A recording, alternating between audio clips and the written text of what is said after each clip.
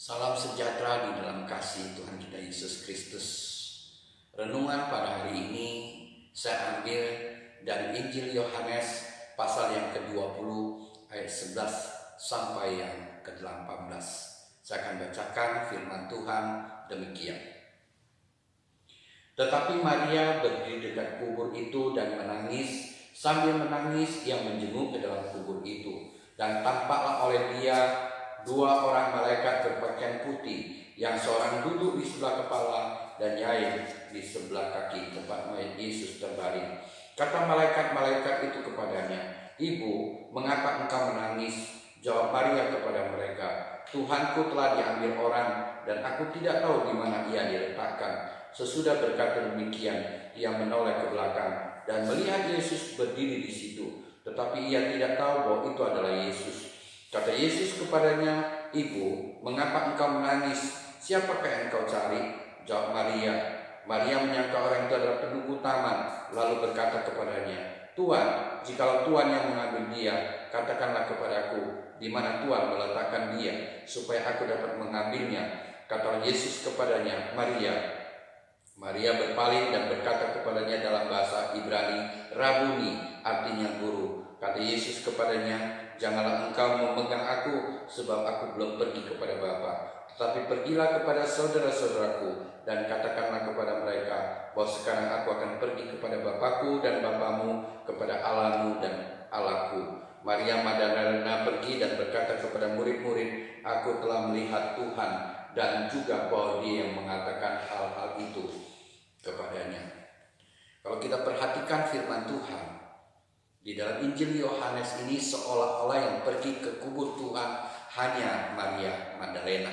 Tetapi kalau kita perhatikan Injil Matius, kita akan dapatkan Injil Matius menyebut Maria Magdalena dan Maria yang lainnya.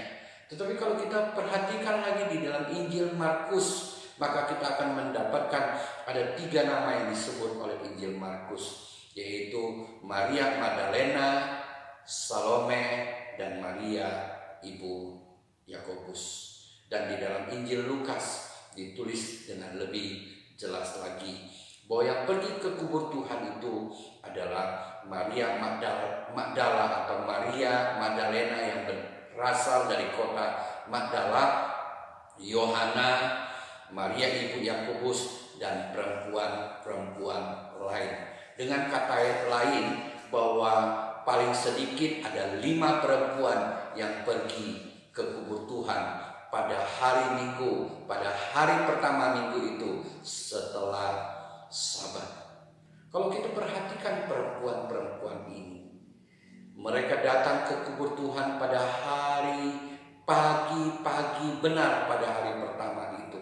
Kita melihat selintas, kita dapatkan bahwa kesulitan yang mereka hadapi untuk pergi ke kubur Tuhan itu sebenarnya cukup besar. Yang pertama adalah mereka pagi-pagi benar, di mana cuaca masih gelap dan pada saat itu sedang mencekam dan begitu menegangkan, karena ada seorang yang dituduh ingin menjadi raja, artinya dia akan mau memberontak kepada kaisar yang baru disalibkan, dan mereka mau pergi ke situ. Dan yang kedua kita dapatkan ada kesulitan yang kedua, bahwa batu yang menutupi lubang kuburan itu begitu beratnya, apakah mereka sanggup membukanya. Dan yang ketiga ada prajurit-prajurit yang menjaga, karena pintu kuburan Tuhan sudah dimeterai untuk orang tidak boleh masuk ke dalamnya. Jadi ada resiko-resiko tersendiri kalau mereka ke kubur Tuhan. Tapi kita melihat bahwa resiko-resiko itu tidak dapat menghambat mereka untuk pergi ke kubur Tuhan, karena ada hati yang mengasihi Tuhan. Tetapi sampai mereka di situ, di Injil Markus menyatakan bahwa ada seorang malaikat menyatakan kepada mereka bahwa Tuhan Yesus sudah bangkit. Mereka suruh memberitahukan kepada murid-murid yang lainnya untuk mereka pergi ke Galilea, karena Tuhan akan pergi ke sana. Tapi kita melihat bahwa wanita-wanita itu setelah melihat semua kejadian itu, mereka begitu ketakutan dan tidak dapat mengucapkan bahwa mayat Tuhan sudah diambil orang. Dan kemudian sebagian, hampir bahkan semuanya mereka, hampir semua mereka kembali ke rumah masing-masing. Dan kita tahu bahwa dua dari para murid-murid Tuhan, yaitu Petrus dan Rasul Yohanes, yang kemudian pergi ke kubur. Sedangkan Petrus setelah melihat apa yang dia lihat, tidak terjadi sesuatu bagi dia. Sedangkan Rasul Yohanes, dikatakan firman Tuhan, tatkala dia melihat kain kafan itu, dia percaya bahwa Tuhan Yesus telah bangkit. Tapi kemudian kedua orang ini pun juga pulang ke rumah mereka masing-masing. Tinggallah perempuan yang bernama Maria Magdalena, yang kemudian tertati-tati karena dia sudah melewati perjalanan turun, naik, turun, dan sekarang harus naik lagi untuk ke kubur Tuhan. Dia adalah Maria Magdalena. Dan pada saat peristiwa ini tulis, dia menangis. Semua sudah pulang, tinggal dia yang pergi ke kubur Tuhan. Karena ada hati yang begitu mengasihi Tuhan. Yang lain sudah meninggalkan untuk tidak mencari Tuhan. Dia terus dengan keinginan semula mencari dan mendapatkan Tuhan, karena kasihnya begitu besar kepada Tuhan. Dan pada saat itu firman Tuhan menyatakan ada malaikat yang duduk di sebelah bagian kaki Tuhan dan duduk sebelah bagian kepala Tuhan, yang kemudian bertanya kepada Maria, "Ibu, mengapakah engkau menangis?" Menurut beberapa tokoh dinyatakan bahwa keberadaan para malaikat itu dilihat oleh Maria Magdalena, dan dia menyadari bahwa yang berbicara itu malaikat. Tapi kita melihat bahwa Maria Magdalena setelah berkata kepada malaikat itu, dia langsung menoleh ke arah yang lain. Dengan kata lain, bahwa keberadaan malaikat itu tidak mempengaruhi atau tidak bisa menghambat atau menarik perhatiannya untuk sekarang berfokus kepada malaikat.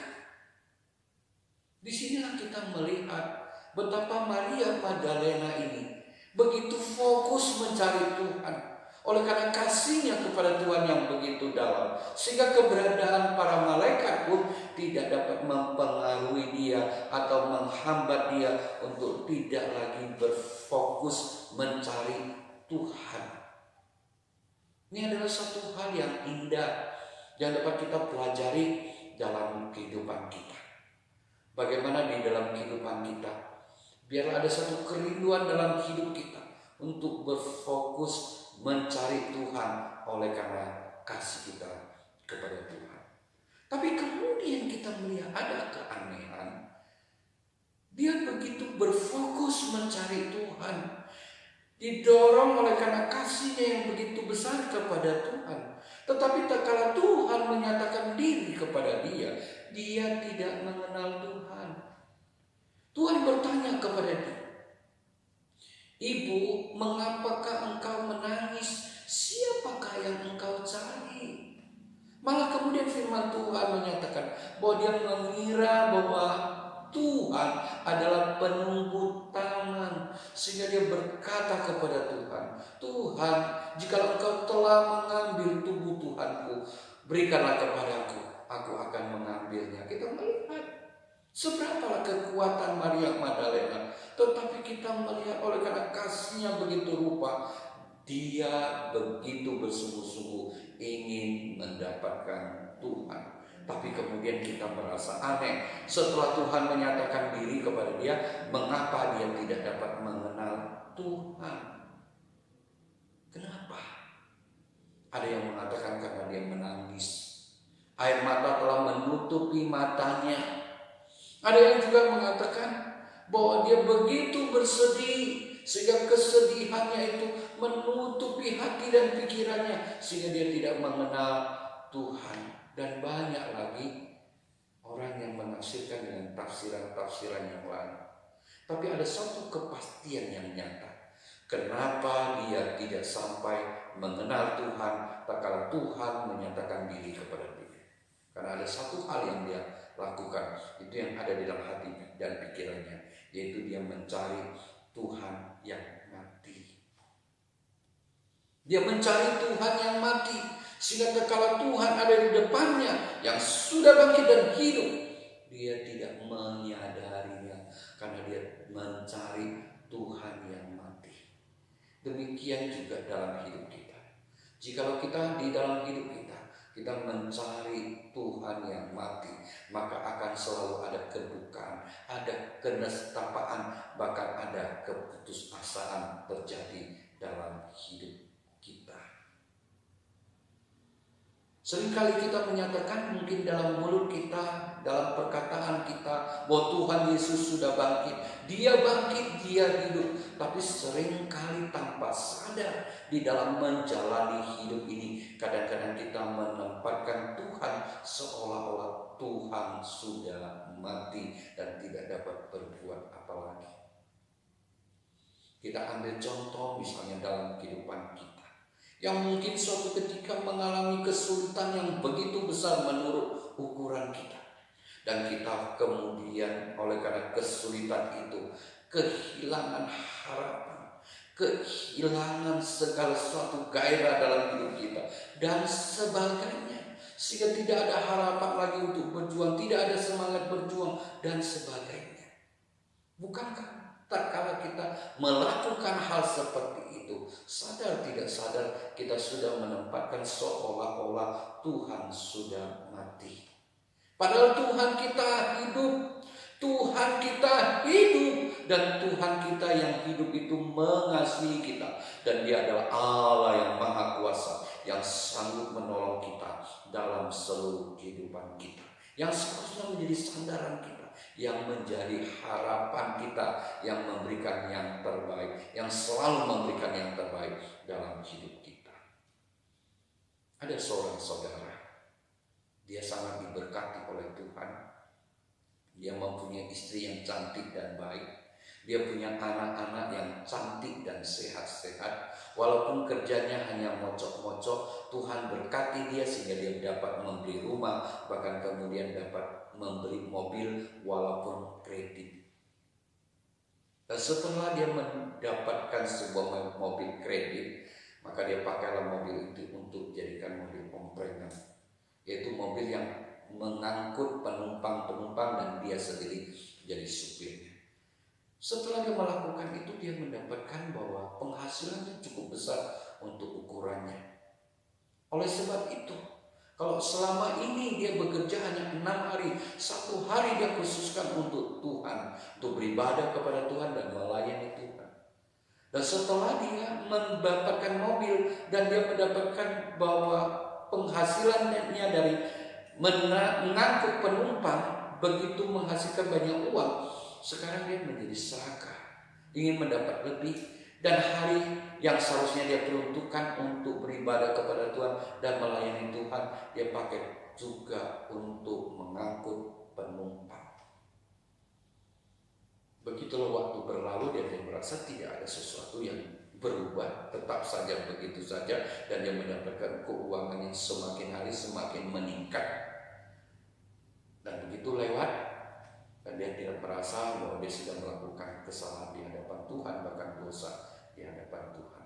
Pada suatu minggu, memang dia ada rasa sudah tidak enak pada paginya.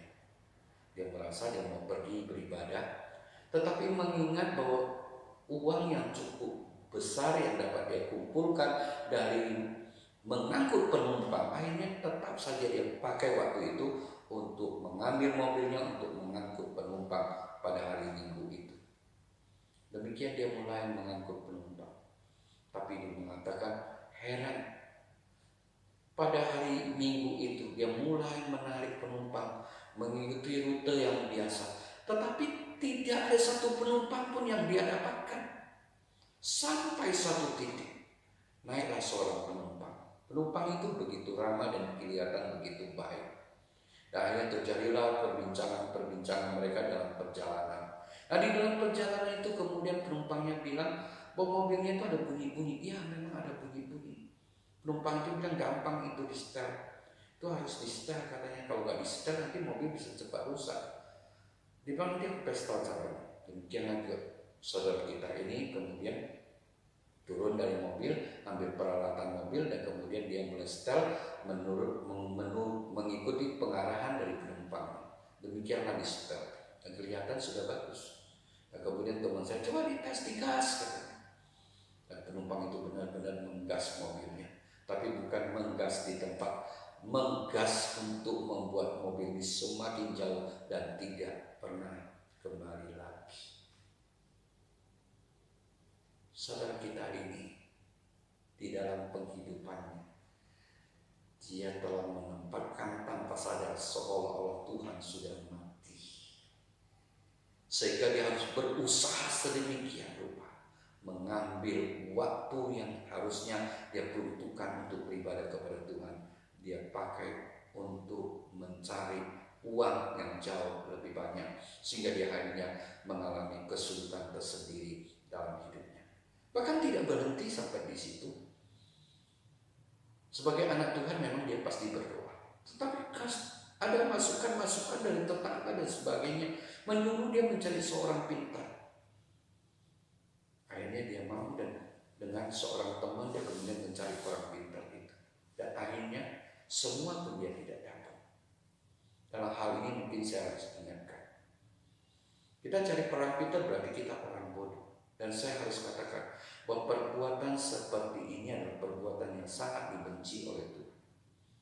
Orang itu pintar itu memang pintarnya benar-benar pintar karena kuasa apapun, alam ataupun abal-abal. Hal ini harus kita jauhi dalam hidup kita, karena hal seperti ini adalah merupakan kebencian yang Tuhan benci, kekejian yang Tuhan benci. Oleh sebab itu kita harus jauhkan dalam hidup kita. Maria Magdalena, dia mencari Tuhan, tapi Tuhan menyatakan diri, dia tidak dapat mengenal Tuhan karena dia mencari Tuhan yang mati. Tetapi di dalam kasih karunia Tuhan, dia yang mencari Tuhan dengan sungguh itu, akhirnya Tuhan nyatakan diri kepada dia, dan Tuhan memanggil dia Maria. Satu panggilan yang sudah tidak asing lagi di telinga Maria Magdalena, satu panggilan yang penuh kasih, yang sering sudah didengar oleh Maria, sehingga segera Maria dapat mengenal Tuhan, dan dia menyebut Rabuni. Dia bertelut di kaki Tuhan, dia memeluk kaki Tuhan. Tuhan katakan, jangan memegang aku, sebab aku belum pergi kepada Bapa. Kata memegang di sini lebih tepatnya adalah jangan engkau terus memegangi aku. Artinya Tuhan ingin memberitahukan kepada Maria Magdalena, engkau sudah mendapatkan aku, bahwa aku sudah bangkit. Sekarang tugasmu adalah pergilah kepada saudara-saudaramu untuk memberitakan kebangkitan Tuhan. Demikian juga dengan kita. Kita yang sudah percaya bahwa Yesus telah bangkit dan Kristus sudah menjadi milik kita, dan kita sudah menjadi milik Kristus. Biarlah tidak hanya menjadi miliknya saja, tidak kita menjadi miliknya saja dan dia menjadi milik kita, tapi biarlah kasih karunia yang Tuhan telah berikan kepada kita ini menjadi suatu kehormatan untuk kita beritakan kepada orang lain, supaya orang pun boleh percaya kepada Kristus, bahwa dia Kristus yang sudah mati itu sekarang sudah bangkit untuk memberikan kemenangan kepada kita. Beritakan tentang dia, Kristus yang mati dan bangkit itu, supaya boleh lebih banyak orang percaya dan memperoleh keselamatan di dalam Kristus. Itulah yang Tuhan inginkan kepada Maria Magdalena. Tuhan telah menjadikan dia saksi yang pertama, seorang wanita yang pada masa itu tidak diperhitungkan suaranya, tapi Tuhan mau pakai wanita ini. Pertama, memposisikan wanita ke dalam posisi yang sama derajatnya dengan laki-laki. Dan ini juga ingin memberitahukan keterbatasan tidak menghalangi seorang untuk menjadi saksi Tuhan yang Tuhan mau pakai untuk dia memenangkan banyak jiwa. Jadi tidak ada alasan kita bisa mengatakan bahwa aku tidak bisa, aku tidak mampu. Asal kita mau, Tuhan mau pakai kita. Tuhan mengatakan, aku akan pergi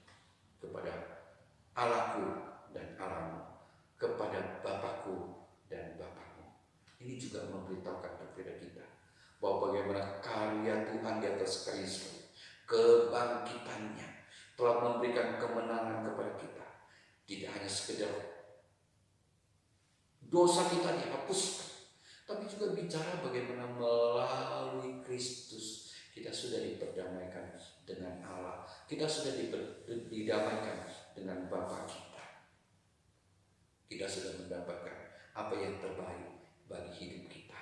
Tapi juga harus diingat bahwa Kristus mengatakan Allahku dan Allahmu, Bapakku dan Bapamu. Ini mengingatkan posisi kita yang sudah diperdamaikan melalui Kristus. Tetap saja ada perbedaan dengan Kristus. Karena Kristus adalah Allah, kita adalah ciptaan. Kita adalah anak-anak Allah, tapi Dia adalah anak tunggal Allah yang juga adalah Allah adanya. Di mana Dia adalah Kristus yang merupakan Allah yang perlu kita puji, kita sembah, kita muliakan.